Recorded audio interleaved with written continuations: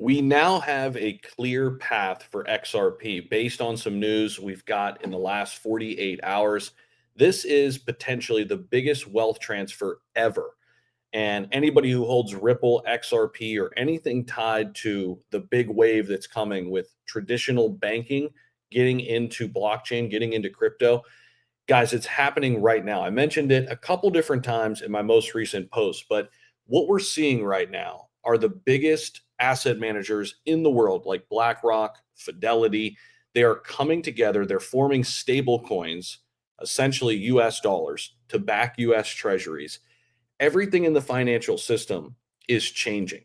And we go through these big evolutions, at various times in human history, right? We go through a lot of different eras. We went through the agricultural era, the industrial revolution, the information age with, the internet and all of these ways that we're globally connected. And now we're in the digital age, right? Where money and everything else is becoming digital.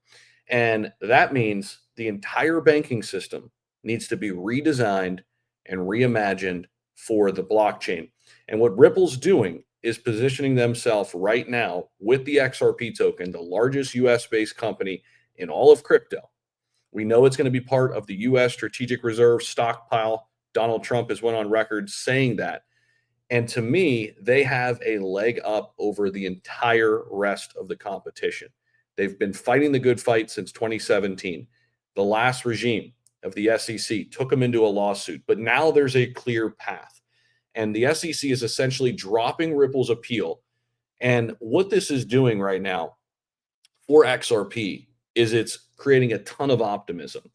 XRP ETFs, which is the way that institutional investors get into the markets, those are coming. We have 18 filed already. I reported earlier today that I'm hearing from multiple sources behind closed doors that BlackRock and Fidelity are planning to do the same thing here. They can afford to be the last people at the table because they're going to swallow up a ton of liquidity. They're going to get, a lot of the people using and basically buying their ETF because there'll be lesser fees and all of that. But they're here. And basically, the conclusion of the Ripple case differs from many of the other SEC dismissals of cases against other major crypto firms. We saw recent dropped cases against platforms like Coinbase and Kraken, which is all good for the market. Uniswap, which is really good. That's obviously the biggest DEX out there on ETH. But when we talk about Ripple, it's even more significant because it covers a much broader area of the law. And Ripple's case was further along than many others even guessed. And it had gone through tons of discovery and summary judgment, but this was really a case about the fine and really a case about security versus commodity. How is crypto going to be classified? We still don't have a strict answer on that.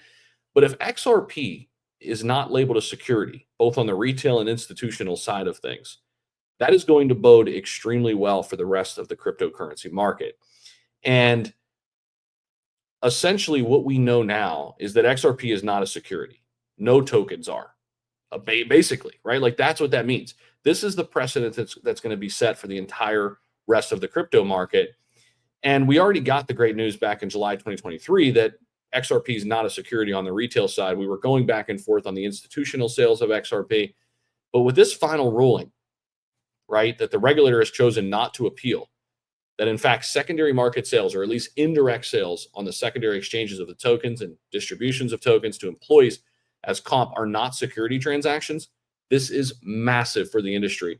And this is why I believe we are getting ready to see the biggest wealth transfer ever. Many people created generational wealth because they were early to the internet, right?